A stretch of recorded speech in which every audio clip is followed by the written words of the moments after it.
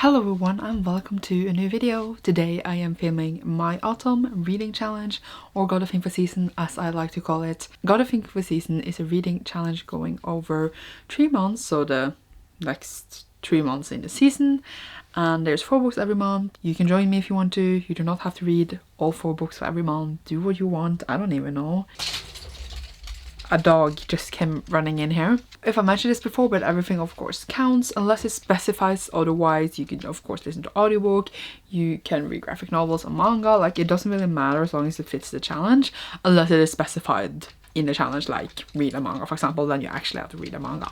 I don't even know. Can you not tiptoe around doggy so that the camera? No, okay. Let's just get into the challenges. So we are starting off in September, of course, the first autumn month, and the first one is called Inside. Choose a first book that comes to mind when thinking about space. I kind of cheated on this because I didn't choose the first book that came into mind because I didn't feel like reading those books, but here we are. I chose To Sleep in the Sea of Stars by Christopher Paolini.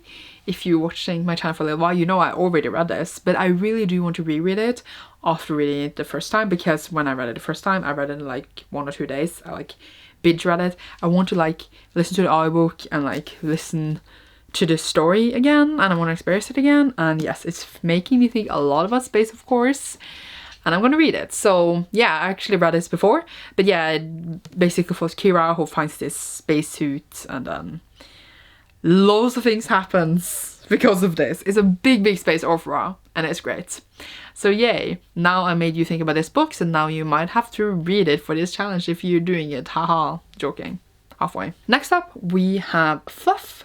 Choose a LGBTQ plus book that was recommended on TikTok. So what I did was that I literally went into TikTok and then I just like search for book talk or something, book talk recommendations, LGBT recommendations, and I took like one of the first videos I saw, and I was like, I would just choose something that's mentioned in this video, and then I had read everything in that video, and then I chose another one and I read everything in that one too, but then I don't even remember actually, but yeah, I found one and then they mentioned a couple of books and recommend those, so I chose one of those that was recommended there. So I chose Girl, Serpent and Thorn by Melissa Dost. I don't know how to pronounce that. I have ordered it. It is coming, but it's not here yet when I'm filming this. I don't know what this is about. I just know it's queer. And now my parents are coming downstairs. Oh, it's when I'm filming. Literally every time I'm filming, there's no one here and then people arrive. The third challenge for September is Scented Vanilla Candle. Choose a TBR veteran, or like a book that's been on your TBR the longest, etc. I don't actually know which books that's been on my TBR for the longest. I know I have some that's probably been there for like 10 years or something. I just don't remember exactly which one. I just chose one that's been on there for a really long time. And I went again with True Blood, which I think I read the first one for like God of Info season earlier this year, and then I read the second one like somewhere later, and now I'm on the third one. I might read the third one now in August, but I'm not sure. But if not, I will read the fourth one, because these have literally been here since I was in like 10th grade.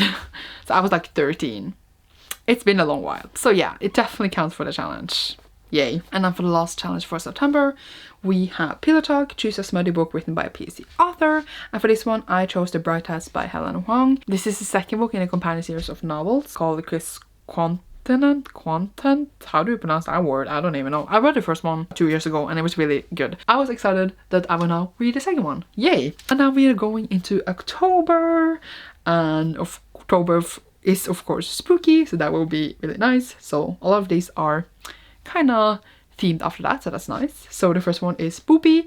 Choose a scary book that was recommended by a friend. So I asked different friends. It was different options for this, but I did end up with The Taking of J.K. Livingston by Ryan Douglas, which was recommended to me by Jessie from Both Thousand Books. So thank you so much, Jessie, for making me have the perfect excuse so that I can read it. And I got it, and I'm so excited to read it, and I was so excited that I fit it in somewhere, because I get books but I don't fit them in anywhere, so I don't get to read what I want to read. That is life, and I'm very excited. I don't know what it's about, but I'm pretty sure it's very fitting for this challenge.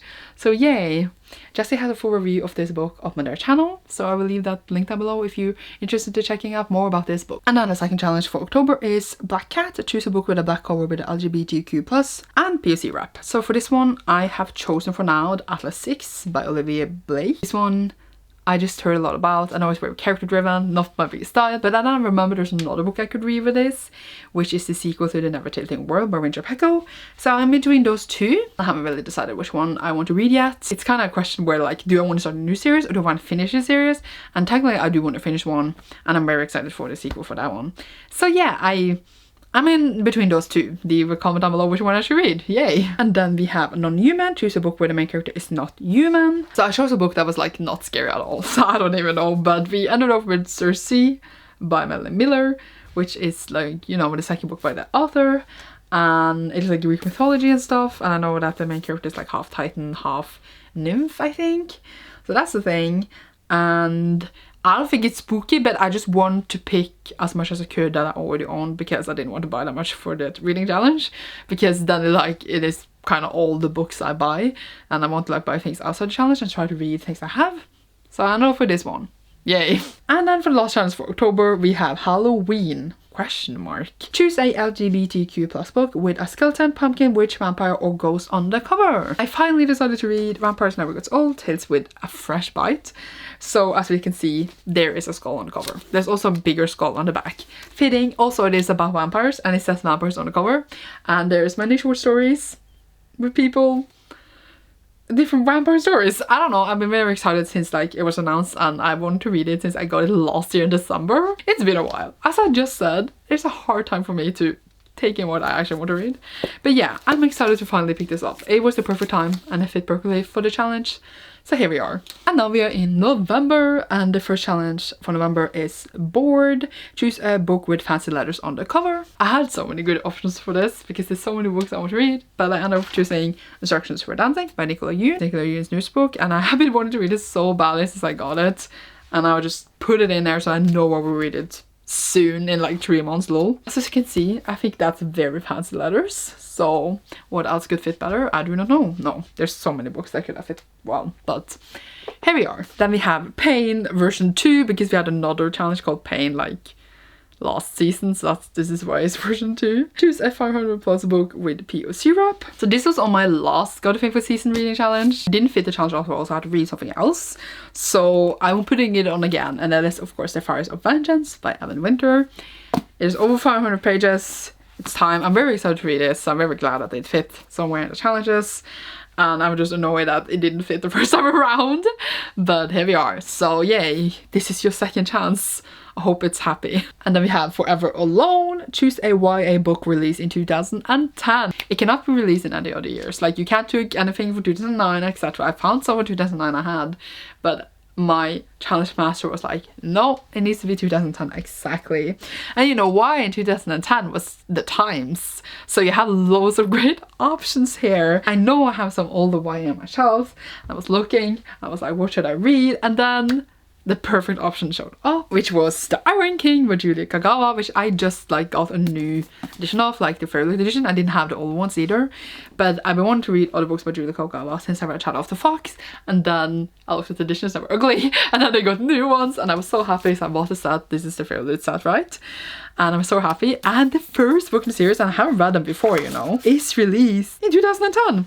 So it says copyright Julia Kagawa 2010, this edition in 2021. But yeah, so very happy that the first book exactly fit this, because I had another YA series I wanted to read a second book in, but like it was released in like 2009. Or was it 2011? Like it was like the year before or after. Just so you know, there's many options for this. Just Google YA 2010. And it was the times. So yeah, I'm excited that I actually get to read this now though. I don't know if I will like it, because you know 2010 YA was a thing, but I'm nevertheless very excited. At least I get to read it in a pretty book, you know. And the last challenge for November is Let Me Be Alone Forever Bye Bye. Choose a book with a cover that looks like it was made in paint, or you can just think like a cover you think is ugly. Yeah, I feel a bit mean like choosing this, but it's fine. I ended up choosing An Emotion of Great Delight by Tara Murphy, and like I don't hate the cover really, like it's fine, but it kind of looked it could be made in paint. That was my whole point, because we have this drawing which is of course pretty, but it's like you could draw that with one paint if you wanted to, and then like just take some text on the cover. And I also had like these bubbles, and you know you have like the bubble tool in Paint where you can just like, You know what I mean. That's why I thought this fit. Also, it's my excuse because I really dying to read this, and now I have the perfect, again, excuse to pick it up. But yeah, no hate on the person who made this cover, by the way. It works perfectly fine. I personally think that this looks like you could have made it in paint with effort, and I think that's what's funny to me. But yeah, you don't need to like actually think it was made in paint. Just like take something ugly. I don't even know. But I don't necessarily think this is ugly. I just think it's like it fit the challenge. Okay. I don't know if anyone else agrees with me, but here's my view on it at least. And yay, that was all the books for God of Think for autumn. I hope you enjoyed this video. Please join me if you want to. If not, I'm just chilling. I just like to have these reading challenges. It makes me encourage me to find books and read for different things, pick up some new stuff, or like continue with things I have around me for a billion years. So that's also great. But yay, thank you so much for watching. I hope you enjoyed a lot. Leave a leaf emoji down below if you enjoyed this, and you will see me soon in a video. Thank you so much for watching. Goodbye.